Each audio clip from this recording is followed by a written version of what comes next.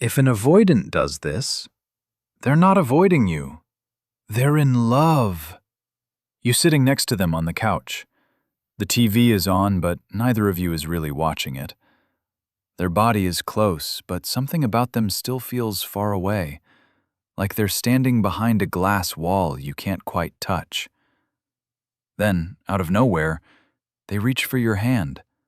Not dramatically, not with some big speech, just quietly, almost carefully. And for a second, you feel it. Something soft, something real. But then your mind starts racing. Why are they warm one minute and distant the next? Why does this feel so confusing? Are they pulling away? Or trying in the only way they know how? Here's the truth most people completely miss. When an avoidant person starts doing certain things, it doesn't mean they're detaching. It often means the exact opposite. It means they care enough to risk closeness, even if closeness still scares them. You're not failing at love. And this is not proof that you chose the wrong person. By the end of this video, you're going to understand the specific behaviors that look like distance on the surface, but are actually signs an avoidant partner is falling hard, softening their walls, and letting you in ways most people never learn to recognize. Let's get into it. Most couples believe love is obvious when it's real. They believe if someone is truly in love, they'll be consistent, expressive, instantly reassuring, and naturally easy to read. But the real truth is this. People don't love from theory. They love from their nervous system. And your partner's nervous system is reading closeness before their mind can explain it. That matters more than you think. Because when someone has avoidant patterns, intimacy doesn't always feel like a warm bath.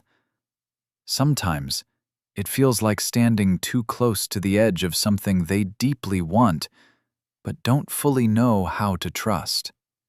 What looks withdrawn is often overwhelm.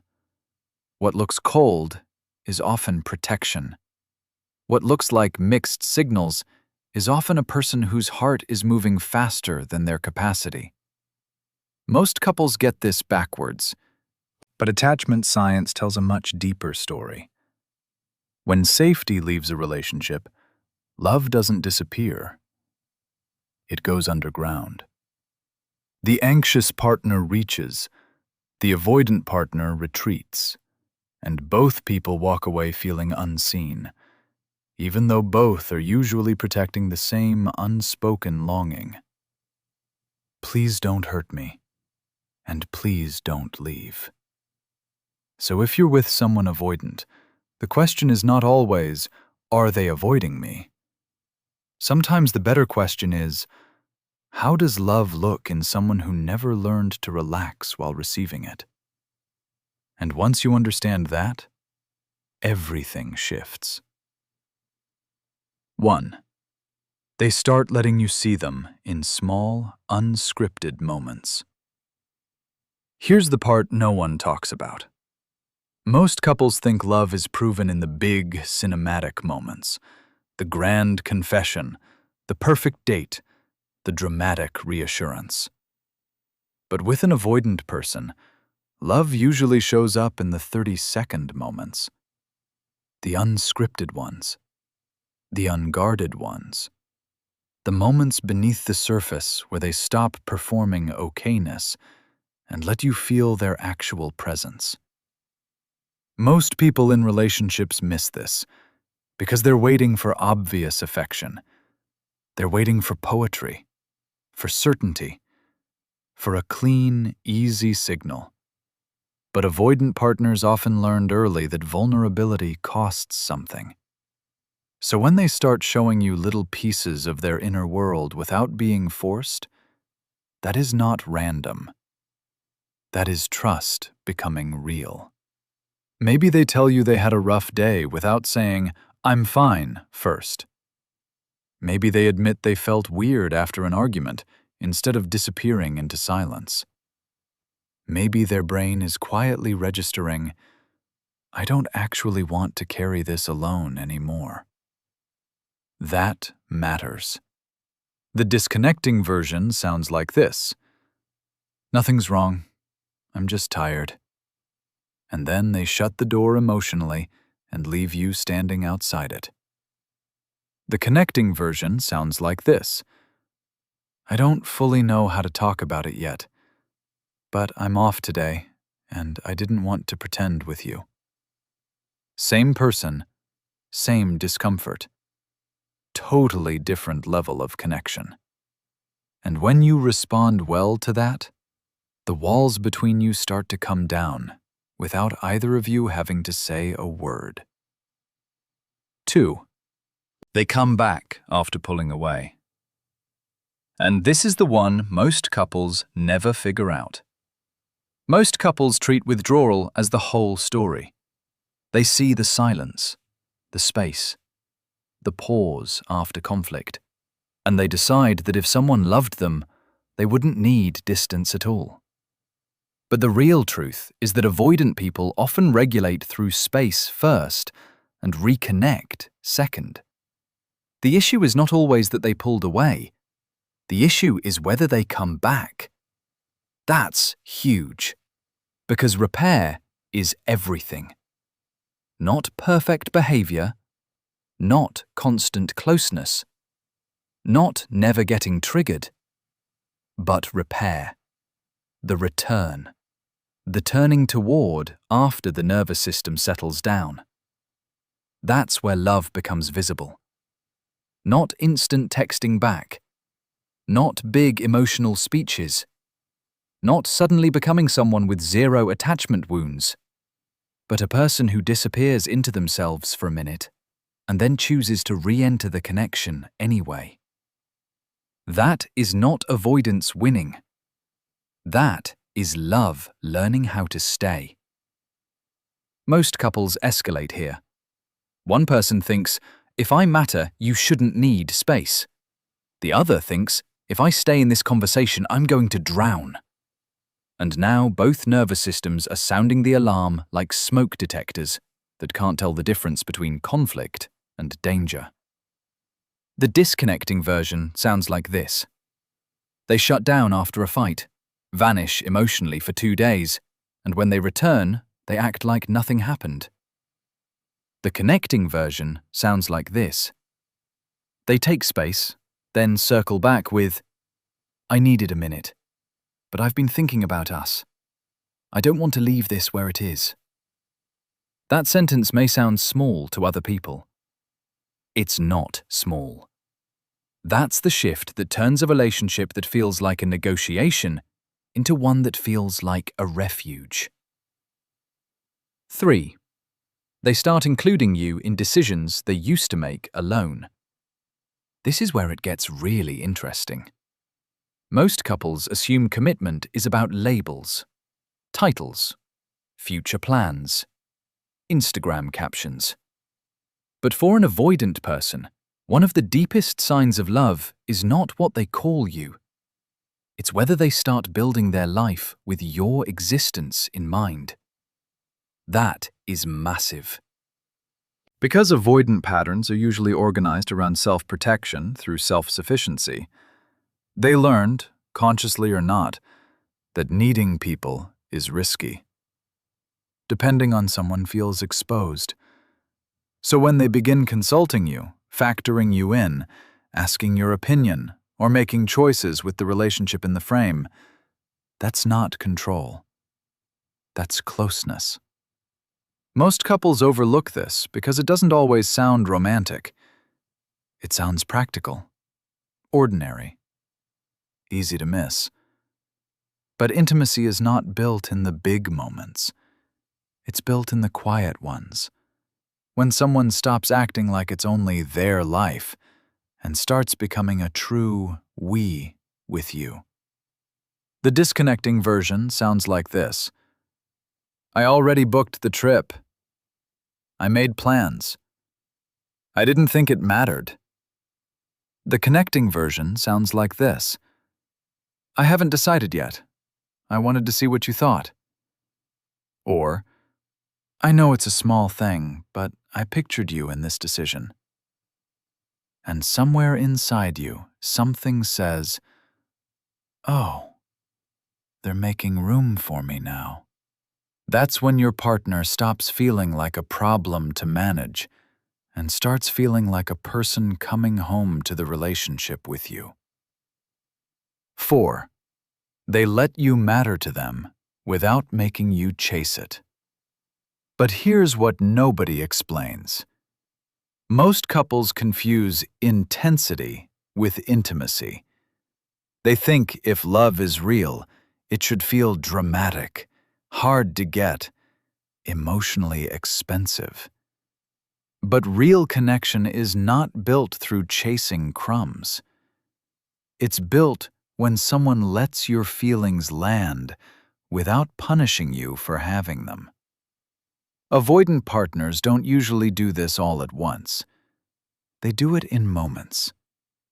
You say something bothered you, and instead of going cold or defensive, they stay. Maybe awkwardly, maybe imperfectly, but they stay. That's huge, because criticism often lands in an avoidant nervous system like rejection, even when it's said calmly. So when they remain emotionally available in that moment, they are doing inner work you may never fully see. Most couples keep repeating the same cycle. One partner says, "Can we talk?" The other hears, "I'm failing you again." And now the conversation is no longer about the issue. It's about shame, fear, and the old unspoken belief that closeness means losing.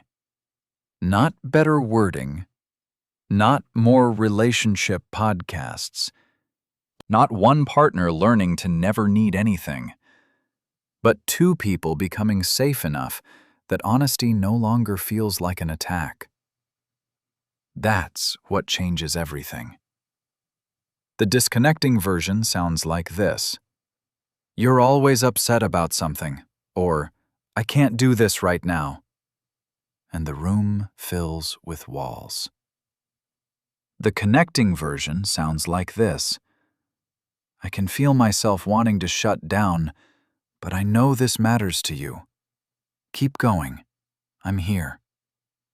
And her brain is quietly registering, he's not leaving just because this is uncomfortable. Or his body is feeling, she's not trying to trap me. She just wants me with her. That's the shift that makes repair feel possible before the conversation is even over. 5.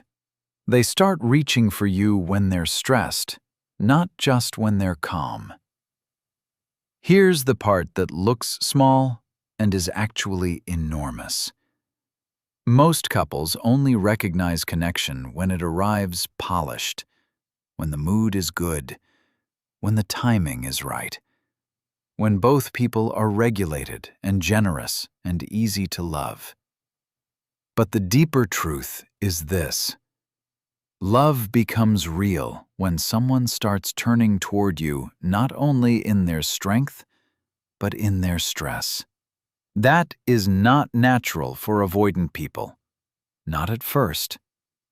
Overwhelmed, their default is often to retreat, self-manage, minimize, go quiet, get busy, or act like nothing is wrong. So when they start texting you during a hard day, lingering near you when they're upset, or asking to spend time together after something difficult, you're seeing a nervous system rewrite itself in real time. Most people in relationships want polished vulnerability, but real vulnerability is messy. It's incomplete sentences, strange timing, a sigh, a shoulder leaning into yours, a random, "What are you doing later?" that actually means, "I don't want to be alone inside myself tonight." The disconnecting version sounds like this. They get stressed and disappear deeper into work, routines, distractions, or silence. The connecting version sounds like this. I'm kind of overloaded today. Or, can we just hang out tonight? I don't really want to talk about it. I just want you there. And what's moving through them is, your presence helps me more than I know how to say. And when you can recognize that for what it is, connection stops slipping past you, disguised as something ordinary. 6. They remember what hurts you and start moving differently. And here's what changes everything. Most couples think love is proven by passion, by chemistry, by attraction, by missing each other. But some of the deepest love is much quieter than that. It's when someone takes your pain seriously enough to change their patterns around it. This is not a hack. This is maturity. Because when an avoidant person starts noticing your triggers, your sensitivity, your history, and adjusts how they show up without being forced, that means your inner world is becoming real to them, not abstract, not inconvenient, real. Most couples stay stuck in impact blindness. They keep saying, "That's not what I meant," as if intention cancels effect. But emotionally mature love doesn't hide behind intention. It pays attention to impact. It asks, "What happened inside you when I did that?" And then it remembers. The disconnecting version sounds like this. You tell them that going silent after conflict makes you spiral, and next time they do the exact same thing. The connecting version sounds like this. They say, "I know silence hits something deep for you. I still need space sometimes, but I'm going to tell you I'm coming back, so you're not left alone in that." That is care with structure. That is love with presence. It's like scar tissue finally being tended instead of reopened. And that's when old cycles stop feeling inevitable and start feeling repairable. 7. They risk being seen needing you. This is the deepest one. And honestly, this is the sign most people miss because it doesn't always look smooth. Most couples assume avoidant people don't want closeness. But the real truth is, they often want it desperately. They just don't want the helplessness they associate with needing it. So when an avoidant partner lets you see that you matter to them, truly matter, it can come out sideways at first. A strange softness, a longer hug, a look that lingers after an ordinary moment, a quiet admission they almost take back. That is not nothing. That is someone stepping out from behind years of armor. Most couples misread this because they're expecting confidence. But love in an avoidant person often looks like trembling honesty. It looks like someone whose whole system is saying, "This is dangerous," while something even deeper is saying, "But I don't want to lose you." Not possessiveness, not emotional dependency, not panic disguised as passion, but a person who lets the truth be visible. You got past their defenses and into the real part of them. The disconnecting version sounds like this. "I don't care. Do whatever you want." That's distance protecting pride. The connecting version sounds like this. "I'm not great at saying this, but when you pull away, it affects me. Or, I missed you more than I expected to. And suddenly the whole relationship feels different. Because his mind is whispering, she actually has the power to hurt me. Because she matters that much. Or her heart is quietly saying, he's not just here. He's attached. That's the moment the relationship stops being about managing closeness and starts becoming a place where closeness can finally live. So if you've been loving someone avoidant, don't just watch for the obvious signs. Watch for the brave ones, the subtle ones, the costly ones. The moments where they choose presence over protection, even if they do it imperfectly. Because that's often what love looks like in someone who was taught to survive before they were ever taught to receive. This isn't a checklist. It's an invitation to see more clearly, to stop reducing love to performance and start recognizing the deeper shifts happening in real time inside you and inside them. When you internalize this, you stop reacting to every pause like it's abandonment, and you start responding to what's actually happening beneath the surface. And your partner will feel that difference before you even explain it. These aren't just signs to watch for, they're signs of who you're becoming too. Someone calmer, more emotionally literate, more able to recognize real connection even when it arrives without perfect packaging. And that changes everything about what becomes possible between you and the person you love.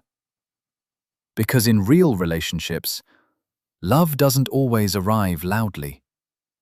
Sometimes it arrives as a guarded person, slowly putting their weapons down.